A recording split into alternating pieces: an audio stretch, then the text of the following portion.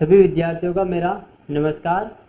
और 2-3 दिन से देख रहा हूँ, जब से मैंने चैनल बनाया तब से 9th क्लास के विद्यार्थी भी जो मेरे से जुड़े हुए संपर्क में है वो मेरे को बोल रहे हैं कि सर हमारी वीडियो भी अपलोड करें और हमें भी अपनी क्लास लेनी है मैथ्स क्लास की। तो जो भी मेरे ग्रुप में जुड़े हुए हैं उन्होंने जो कहा कि हमारी वीडियो भी अपलोड करें सर, तो आज मैं उनके लिए ये वीडियो लेके आया हूँ। और ये पार्ट फर्स्ट होगा अपने 9th क्लास का।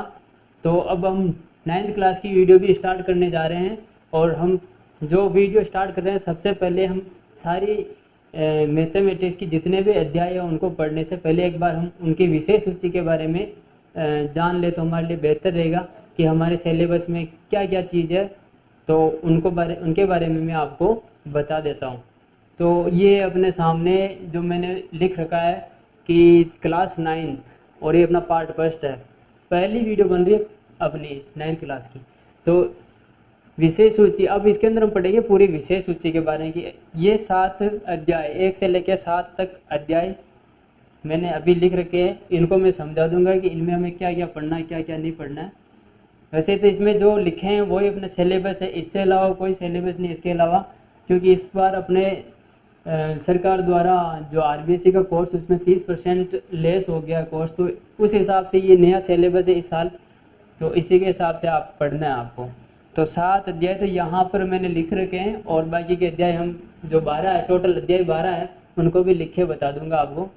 तो चलो इसको हम करते हैं। मैं आपको बताता हूँ कि है क्या चीज़, अपने जो विषय सूची है उसमें ये चीज़ है क्या। तो चलो हम करते हैं इसको। देखो, क्लास 9th और मैथमेटिक्स का जो अपनी गणित विषय है, कौन सी गणित विषय, इस गणित विषय का है ये पूरा सिलेबस। देखो, इसमें जो पहला अध्याय है आपका वो क्या है। पहला अध्याय है आपका, जो पहला अध्याय है वो आपका संख्या पद्धति। क्या है? संख्या पद्धति। अब इस संख्या पद्धति के अंदर जो आपकी प्रश्नावली 1.1 1.2 जो भी आएगी उसके अंदर आपको क्या क्या चीज़ें मिलेगी, वो उसके अंदर सबसे पहले आपको दशमलव संख्या क्या मिलेगी, दशमलव संख्या मिलेगी आपको, परिमेय संख्या, अपरिमेय संख्याओं के बारे में जानकारी वहाँ पे आपको मिलेगी। और ये संख्या रेखा का क्वेश्चन भी उसमें आएगा। संख्या रेखा का क्वेश्चन, जैसे √2 को संख्या रेखा पर प्रदर्शित कीजिए, √5 को संख्या रेखा पर प्रदर्शित कीजिए, ऐसे क्वेश्चन मिलेंगे आपको वहाँ पे।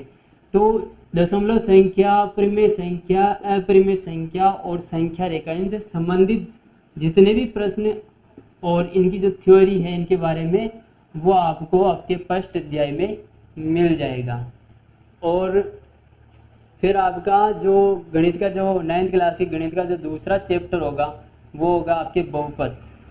दूसरा चैप्टर होगा बहुपद। अपना जो पहला चैप्टर इसमें ये कंप्लीट हो गया, ये चीज़ें आपकी पढ़नी है। और बहुपद के अंदर आपको देखो उसके अंदर सर समीकरण क्या देखने को मिलेगी आपको, सर समीकरण। सर समीकरण जैसे मैं बोलूँगा तो आपको कुछ कुछ याद आएगा, जैसे a+b का होल स्क्वायर, a-b का होल स्क्वायर, a+b+c का होल स्क्वायर। ये जिस टाइप की जो सर समीकरण है ये आपके सामने यहाँ पे इस प्रश्नावली में बहुपद में आपको देखने को मिलेगी। और एक और सर समीकरण है a+b a-b, जिसका हल होता है a की घात 2 और b की घात 2। जब हम इस प्रश्नावली को पढ़ेंगे तब आपको बिल्कुल डिटेल में बता देंगे। और एक चलेगा इसमें भाग विधि द्वारा। भाग विधि द्वारा आपके जो समीकरण होते हैं कि इस समीकरण में इस रैखिक समीकरण का भाग दीजिए, एक समीकरण में दूसरी समीकरण का भाग दीजिए, तो वो भाग विधि द्वारा समीकरण के हल, यानी कि भाग देना पड़ेगा। हमें क्या करना पड़ेगा? भाग देना पड़ेगा।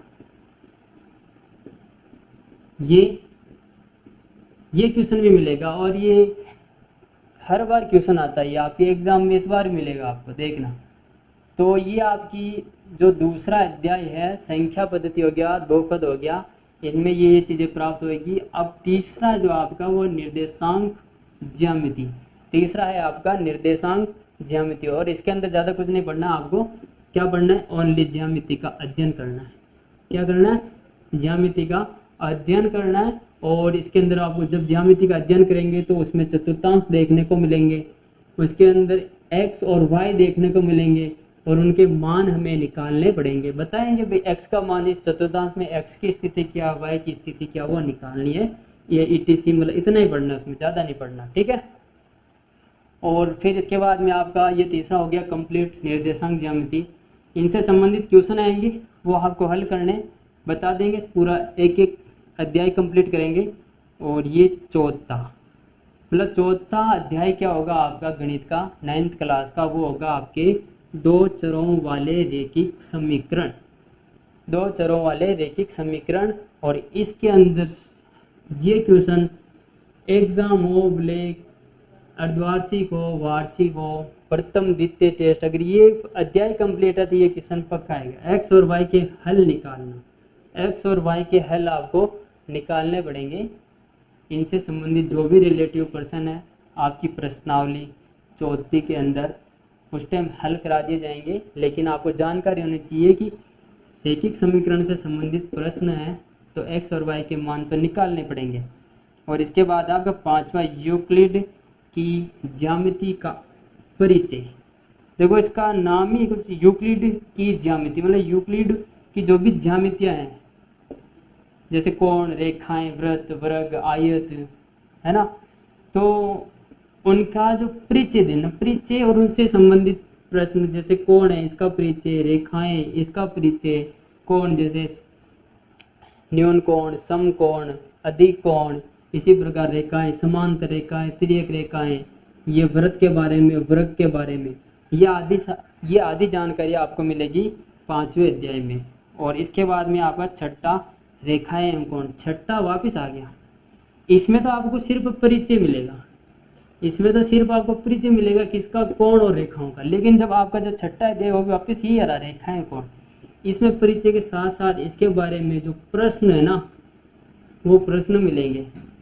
उनका हल कैसे करेंगे, जब अपना वीडियो में जैसे जैसे करते जाएंगे, जब इसका नंबर आएगा तो करवा देंगे इसको भी और बहुत अच्छे से समझाएंगे। और ये है अपना 7वां अध्याय त्रिभुज। और इस त्रिभुज के अंदर आते हैं एक तो सर्वांग समता के बारे में, ये बहुत इम्पोर्टेंट है। वैसे इम्पोर्टेंट तो पूरा ही है, पूरा ही तो पढ़ना पड़ेगा, इम्पोर्टेंट तो ये पूरा ही है, सारे पढ़ोगे तभी तो जाके आपके नंबर आएंगे।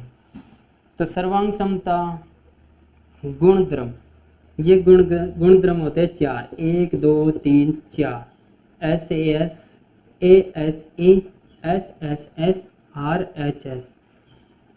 नाम इंग्लिश में अल्फ़ाबेट में बोल रहा हूँ, SAS। इनका मतलब क्या होता है, भुजा, कोण, भुजा, मतलब ये होती भुजा, ये होती भुजा, ये कोण, कोण, भुजा, कोण, भुजा, भुजा, भुजा। और ये अपना समकोण, ये जो R होता है ये क्या होता है, समकोण होता है। क्या होता है, समकोण।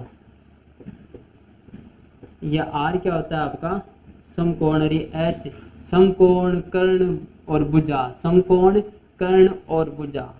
तो ये है आपके 7वें अध्याय के अंदर एक सर्वांग समता के बारे में देखने को मिलेगा, आपको एक गुणधर्म के बारे में देखने को मिलेगा। तो इस प्रकार से ये जो 9th क्लास की विशेष सूची है उसके अंदर पहला, दूसरा, तीसरा, चौथा, पांचवा, छठा और एक 7वां, इन सब के अंदर क्या क्या चीज़ आपको पढ़नी है वो मैंने बिल्कुल डिटेल में बता दिया। और इनसे संबंधित ही क्वेश्चन आपको आएंगे, इससे बाहर कुछ भी नहीं आएगा। इनसे संबंधित जो भी प्रश्न हमें प्रश्नावली में देखने को मिलेंगे उनको हम हल करेंगे और अच्छे से समझाएंगे। बस आप तो मन लगा के पढ़ना और इनसे संबंधित जितना भी वर्क मैं करवाता हूँ उस वर्क को अपनी नोटबुक में उतार लेना और अच्छे से उनको बार बार रिवाइज करना और रिवाइज करते रहना, ताकि आपके हर क्वेश्चन में मजबूती हो जाए एकदम, ताकि जैसे क्वेश्चन देखोगे आप उसको हाथों हाथ कर दोगे।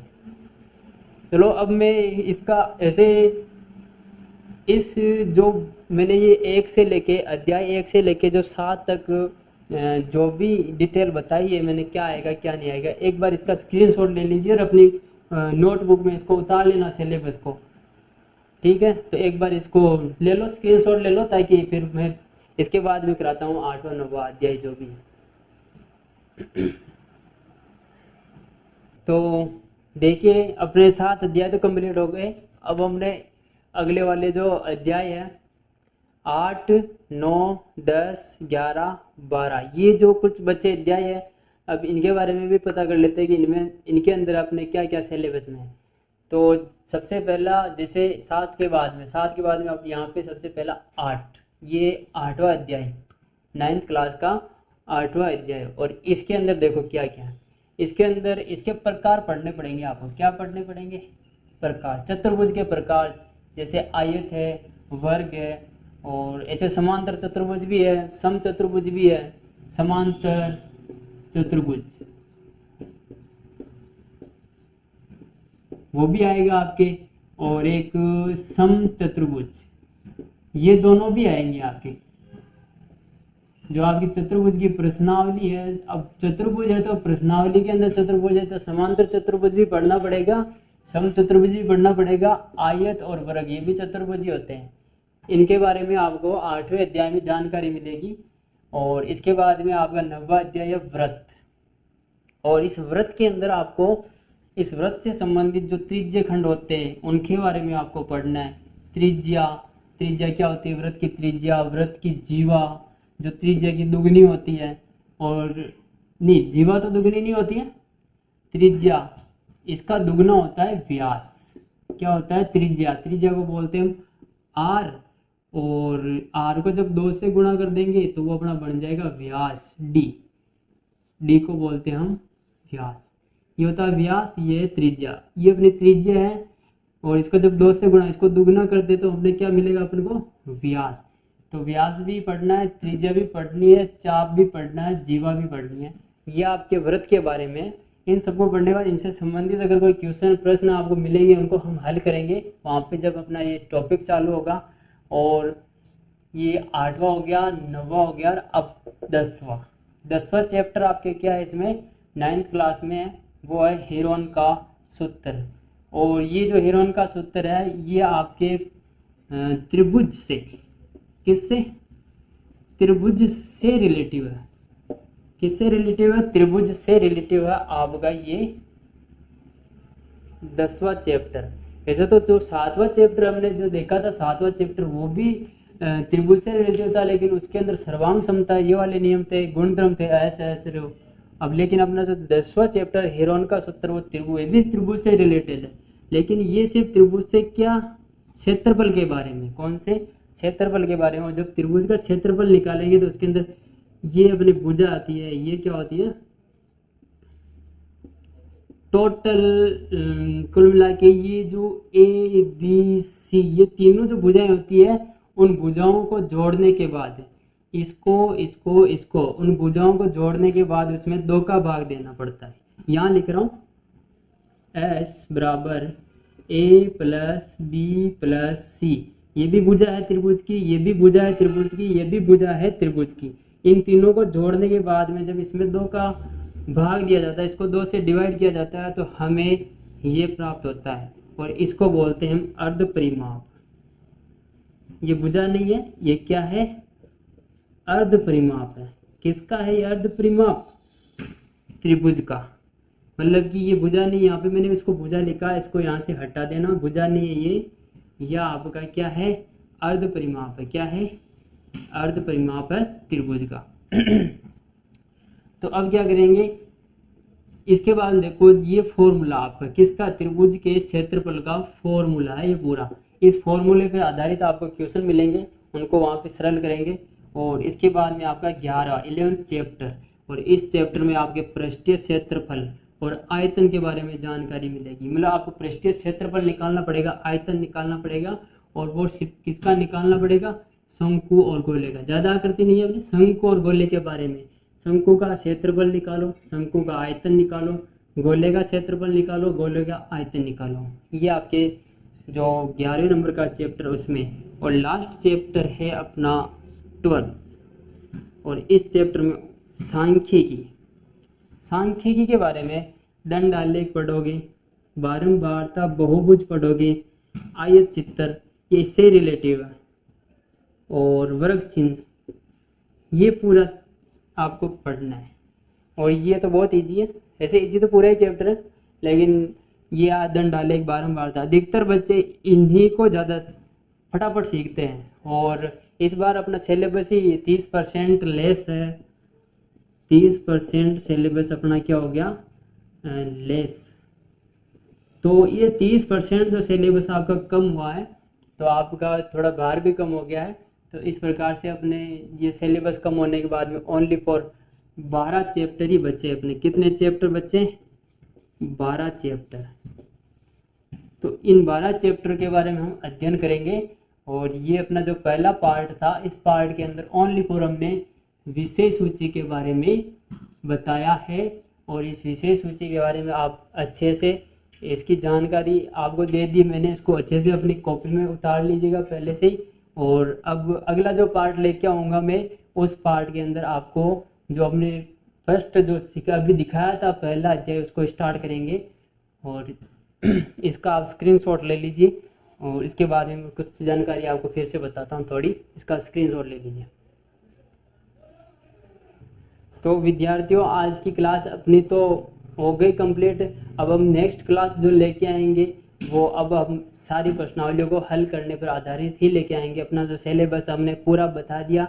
अब इन पूरे सिलेबस को धीरे धीरे करके मैं रोज़ डेली वीडियो अपलोड करता रहूँगा। इनकी फर्स्ट अध्याय की, सेकंड अध्याय की, थर्ड अध्याय की, ऐसे करके पूरा 9th क्लास का जो भी मैटर है आपके मैथ्स क्लास का, वो पूरा कंप्लीट कर देंगे। अब धीरे धीरे अपनी वीडियो अपलोड कर देंगे। अब बस आप मन लगा के पढ़ते रहिएगा।